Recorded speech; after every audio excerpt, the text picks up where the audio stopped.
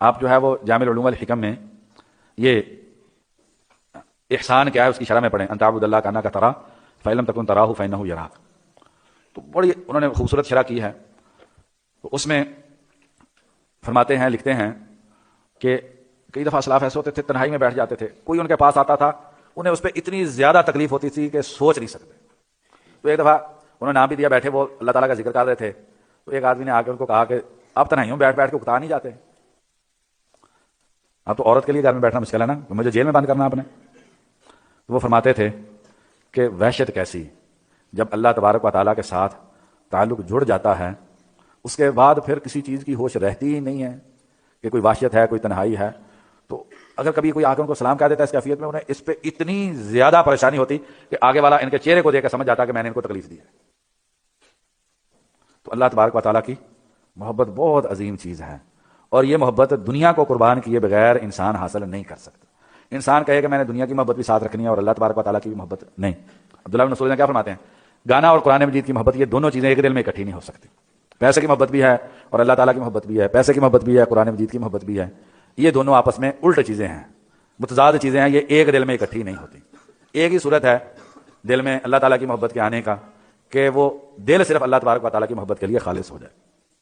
ابن رجب رحمہ اللہ فرماتے ہیں کہ دل کو سکون ایک ہی ذریعے سے آ سکتا ہے کہ اس میں اللہ تعالیٰ کا ذکر، اللہ تعالیٰ کی معرفت، اللہ تبارک و تعالیٰ کے بارے میں علم جو ہے وہ استقرار پکڑ جائے، پورا دل اللہ تبارک و تعالیٰ کی معرفت جو ہے اس سے بھر جائے تو وہ دل کو سکون آ سکتا ہے. اس کے علاوہ انسان دل کے لیے سکون کا سامان نہیں کر سکتا.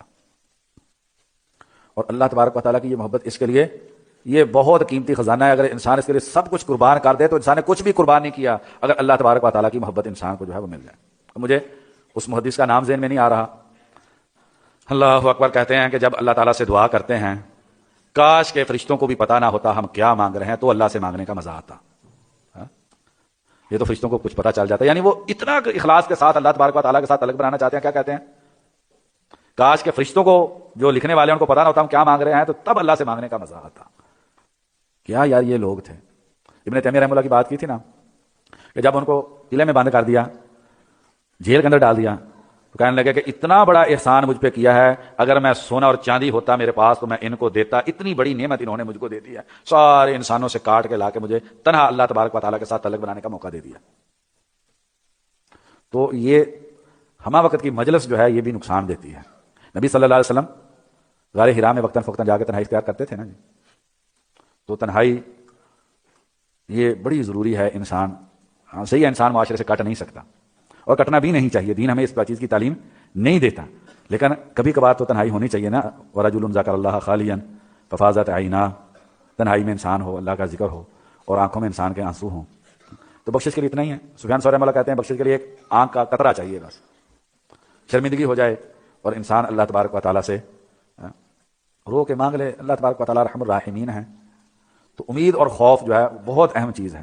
سیدنا عمر فاروق رضی اللہ عنہ اگر کہا جائے کہ سارے جنت میں جائیں گے ایک نہیں جائے گا، مجھے ڈر ہوگا وہ عمر ہے، اور سارے جہنم میں جائیں گے ایک اگر نہیں تو مجھے امید ہے کہ وہ میں ہوں گا. تو اللہ تبارک و تعالیٰ کی رحمت کی امید بھی اعلیٰ درجے میں ہونی چاہیے، کیونکہ امید اللہ سے لگانا یہ عبادت ہے، اور انا عند ظن عبدی بھی، اور اللہ تبارک و تعالیٰ سے خوف کرنا یہ بھی عظیم عبادت